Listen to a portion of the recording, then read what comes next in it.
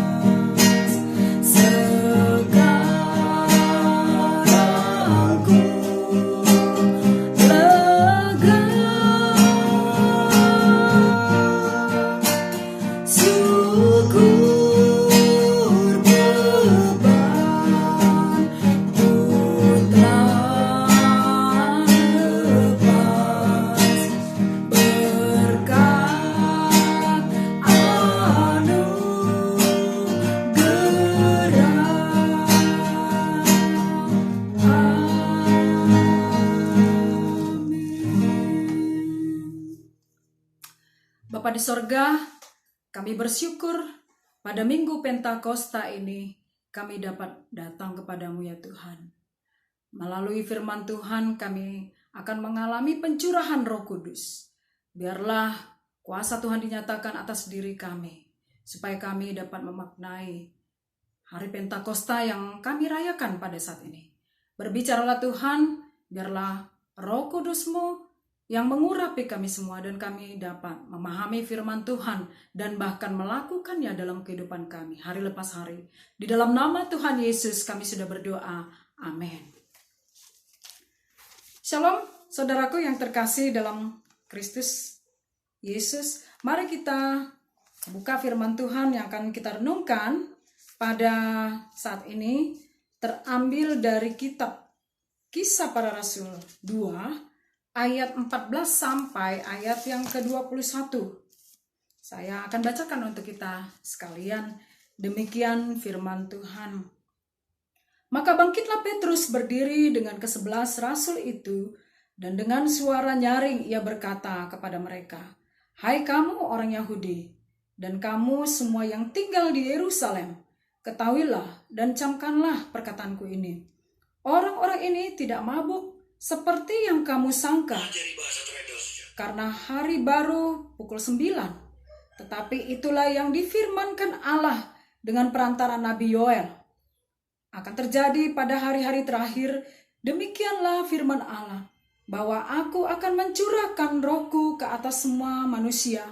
Maka anak-anakmu laki-laki dan perempuan akan bernubuat, dan teruna-terunamu akan mendapat penglihatan-penglihatan, dan orang-orangmu yang tua akan mendapat mimpi.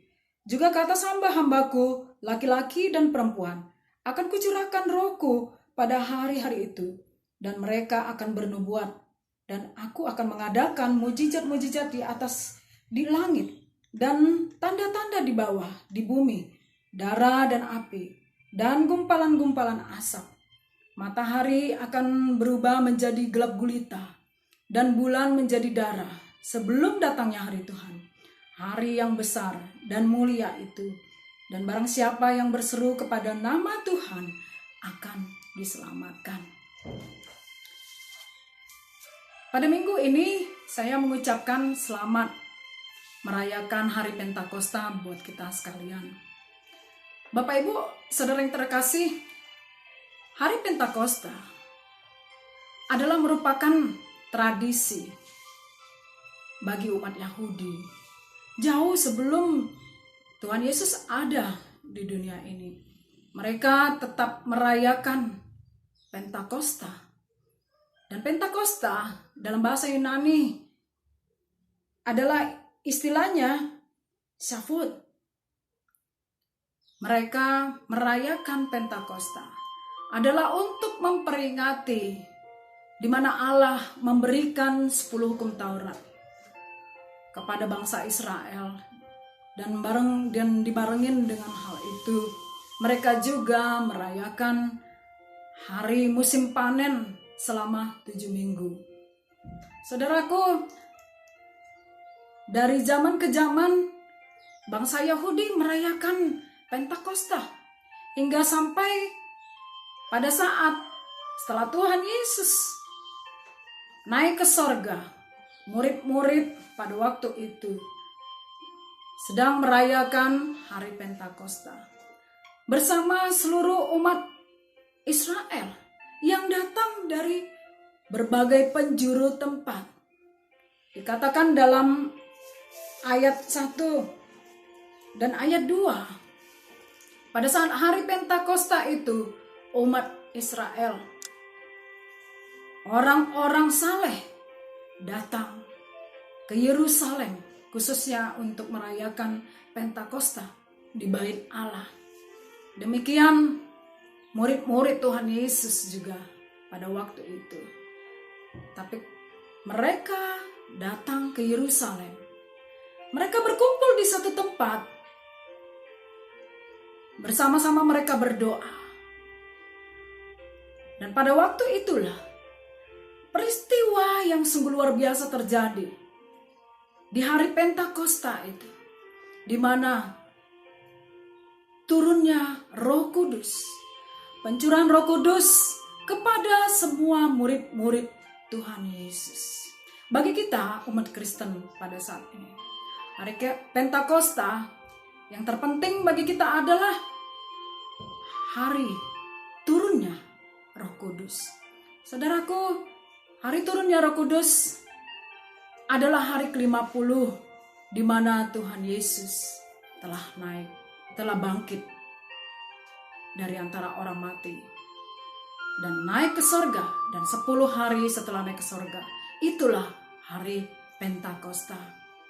Saya akan membagikan apa yang dialami oleh murid-murid pada waktu itu ketika mereka mengalami pencurahan Roh Kudus di hari Pentakosta. Dan saya yakin pada saat ini kita semua juga akan mengalami apa yang dialami oleh murid-murid pada waktu itu. Mereka mengalami di mana Roh Tuhan, Roh Kudus itu turun atas mereka.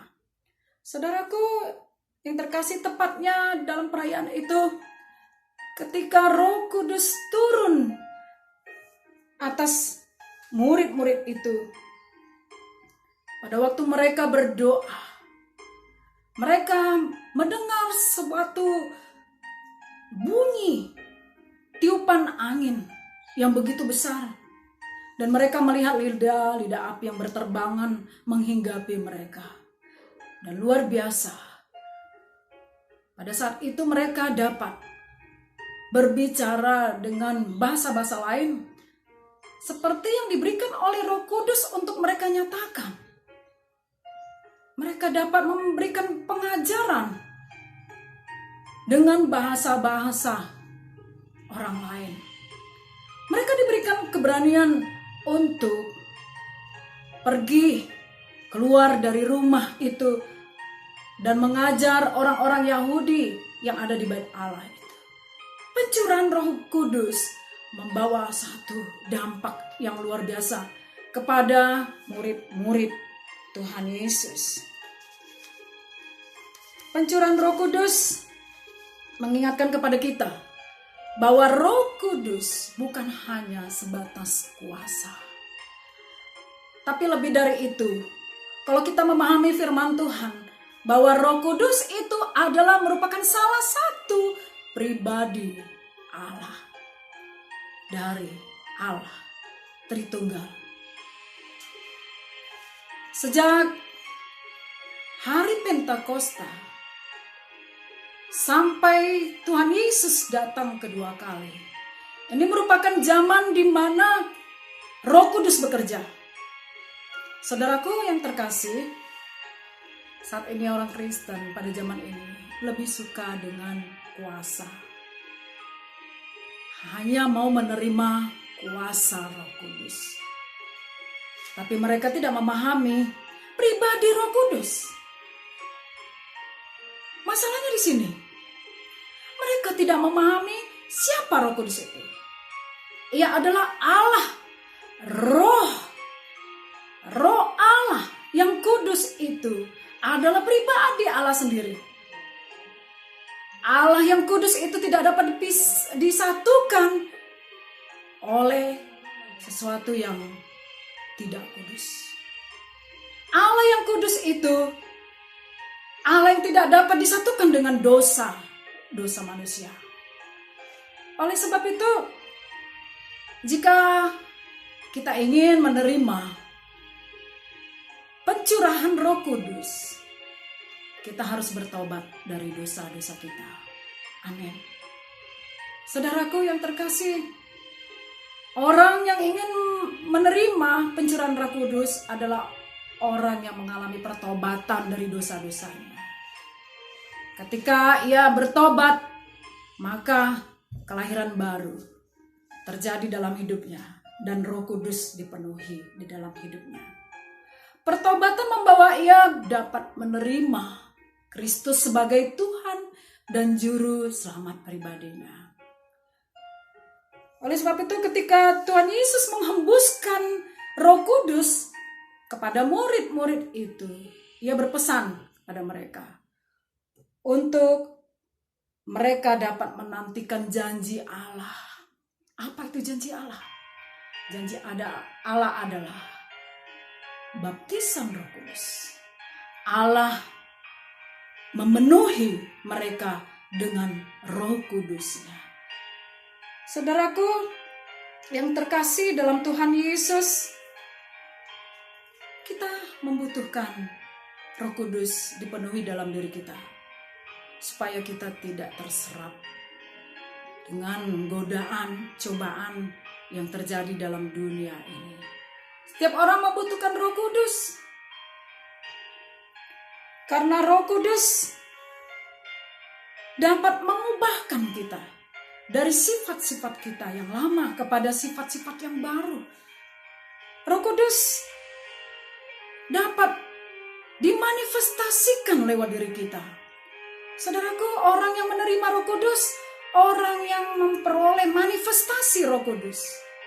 Di mana Roh Kudus itu akan bekerja di dalam diri setiap orang-orang percaya. Dan orang percaya itu akan memperlihatkan kesetiaan dan ketekunannya di dalam iman. Sekalipun mereka menghadapi badai kehidupan, pergumulan dalam hidup ini, tapi mereka tidak cepat putus asa dan kecewa. Mereka tetap teguh di dalam iman. Setia datang beribadah kepada Tuhan. Setia menjaga hubungan pribadi dengan Tuhan, dengan berdoa. Ini kesetiaan dan ketekunan ketika kita mengalami pencurahan Roh Kudus. Dan orang yang memperoleh manifestasi Roh Kudus adalah orang yang mampu memberitakan kabar keselamatan kepada setiap orang, sekalipun ia mengalami penolakan. Ia tetap mampu memberitakan berita pertobatan kepada semua orang agar mereka diselamatkan. Ini manifestasi Roh Kudus. Dan orang yang mengalami pencurahan Roh Kudus adalah orang yang tidak pernah sombong karena ia menerima pencurahan Roh Kudus. Ia akan menjaga sikapnya kepada orang lain dan menjadi teladan bagi setiap orang. Bukan mau menyatakan bahwa saya ini lebih benar, saya ini lebih dikasih Tuhan, saya ini lebih benar di hadapan Tuhan. Orang yang dipenuhi oleh Roh Kudus adalah orang yang rendah hati dan menjadi teladan bagi semua orang. Orang yang menerima Roh Kudus adalah yang menjalankan kehendak Tuhan dalam hidupnya. Karena ia tahu bahwa Roh Kudus akan menghiburnya, Roh Kudus akan menguatkannya, Roh Kudus akan memberikan keberanian bagi dia untuk menjalankan kehendak Allah sekalipun situasinya tidak baik. Orang yang menerima Roh Kudus adalah setiap hari ia menghasilkan buah roh seperti yang dinyatakan oleh Galatia 5 ayat 22 sampai 23. Saudara, Roh Kudus ada di mana-mana. Tapi Roh Kudus tidak hinggap kepada semua orang. Tidak semua orang bisa menerima Roh Kudus. Orang yang menerima Roh Kudus adalah orang yang mau hidupnya di dalam pertobatan dan hidupnya mengalami perubahan-perubahan oleh karena manifestasi Roh Kudus itu. Dan yang kedua yang dialami oleh murid-murid itu adalah Roh Kudus memungkinkan kita untuk melakukan apa yang tidak pernah dapat kita lakukan. Bayangkan Bapak Ibu, ketika murid-murid itu melihat dan mengalami bahwa Yesus disalibkan, sampai ia dibangkitkan, mereka masih mengalami ketakutan. Mereka tidak berani untuk mengabarkan berita penyaliban Tuhan Yesus. Tapi mereka bersembunyi di satu tempat. Mereka takut dikejar-kejar oleh tentara Yahudi. Lalu hidup mereka seperti mengalami hal yang tidak wajar. Tapi ketika Roh Kudus dipenuhi atas diri mereka, kehidupan yang tidak wajar atau kehidupan yang tidak normal itu menjadi kehidupan yang new normal, saudara. Kehidupan mereka diperbarui, mereka memiliki keberanian. Dikatakan setelah mereka memperoleh curahan Roh Kudus, mereka keluar dari rumah itu dan pergi memberitakan kabar Injil kepada orang-orang Yahudi. Dan terlebih kita perhatikan di mana Petrus adalah salah satu murid Tuhan Yesus yang pernah menyangkal Tuhan Yesus. Tapi ketika dia mengalami Roh Kudus, kehidupannya berubah. Dia berani berkhotbah kepada semua orang-orang yang ada di situ. Sehingga ia mengatakan kepada setiap orang yang mendengarkan khotbahnya, ia mengatakan demikian. Karena dosa-dosamu lah, maka Kristus disalibkan. Lalu setiap orang yang menerima pengajaran itu mengatakan demikian. Lalu apa yang harus kami lakukan? Dan Petrus mengatakan, bertobatlah engkau dari segala dosa-dosamu.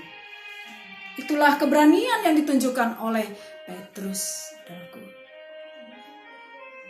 Baptisan Roh Kudus membawa murid-murid itu dapat bersaksi kepada setiap orang.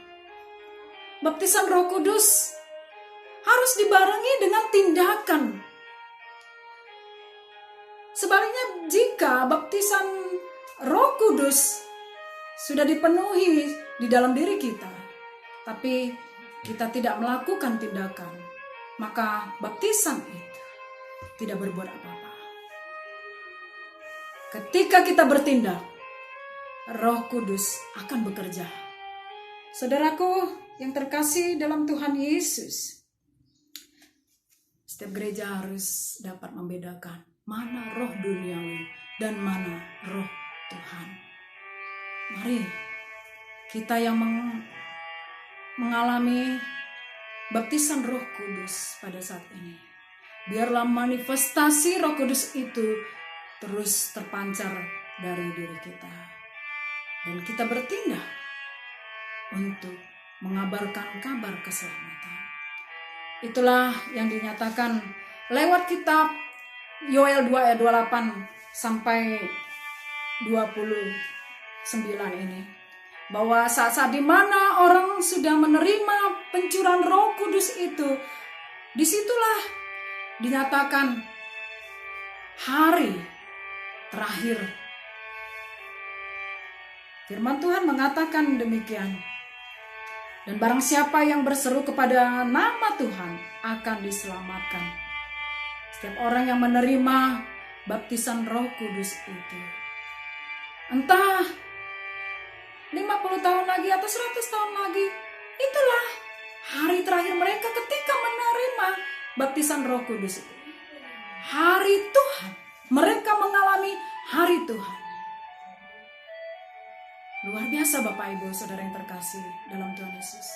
Ketika semua orang menerima baptisan Roh Kudus itu, maka kedatangan Tuhan Yesus bukan menjadi satu yang ditakutkan, tapi kedatangan Tuhan Yesus menjadi satu peristiwa yang sangat dimuliakan dalam setiap diri orang-orang percaya. Maukah kita dipenuhi oleh kuasa Roh Kudus? Mari berikan dirimu untuk bertobat dan menerima Kristus dan dipenuhi oleh kuasa Roh Kudus. Amin. Tuhan Yesus memberkati. Mari kita berdoa. Bapa di sorga, terima kasih untuk firman-Mu yang menguatkan kami,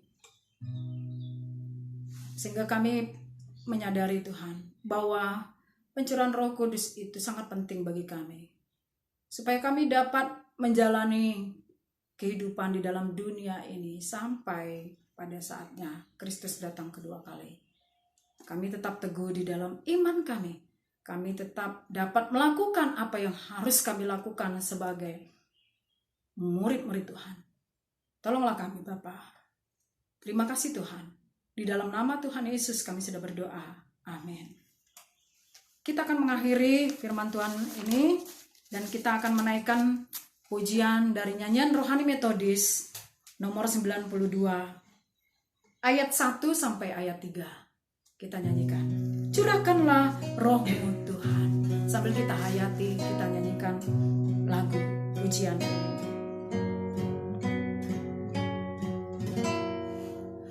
Curahkanlah roh-Mu Tuhan, bagai nyala lidah api, hanguskanlah dosaku. Berilah kuasa yang dijanjikan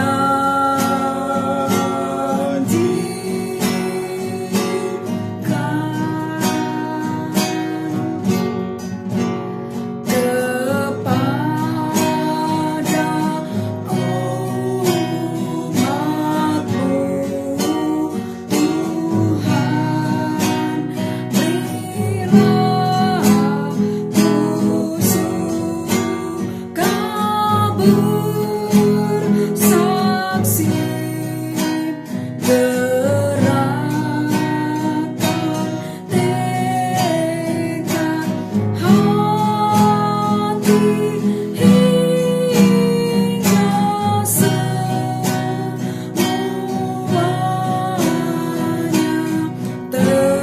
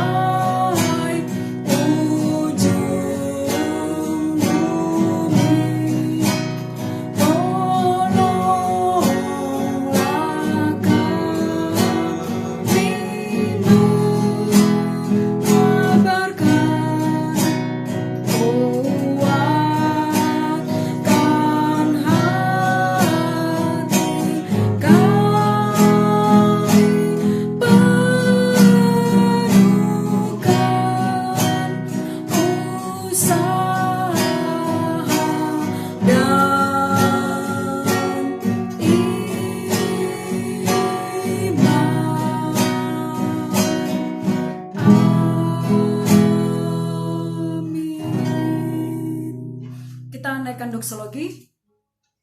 Mari kita berikan doksologi. Kepada Allah beri puji, serta kepada Al-Masih, Roh Kudus muliakan, berkuasa dan berkasihan.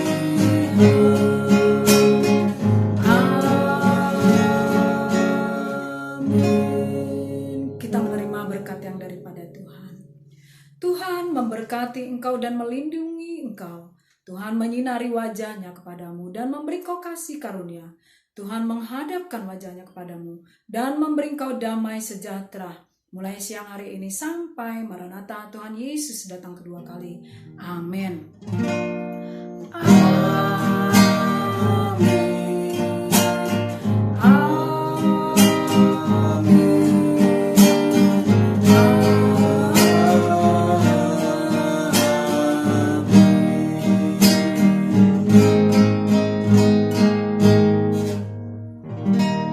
Selamat hari Minggu, selamat merayakan Hari Pentakosta pencurahan Roh Kudus bagi kita sekalian.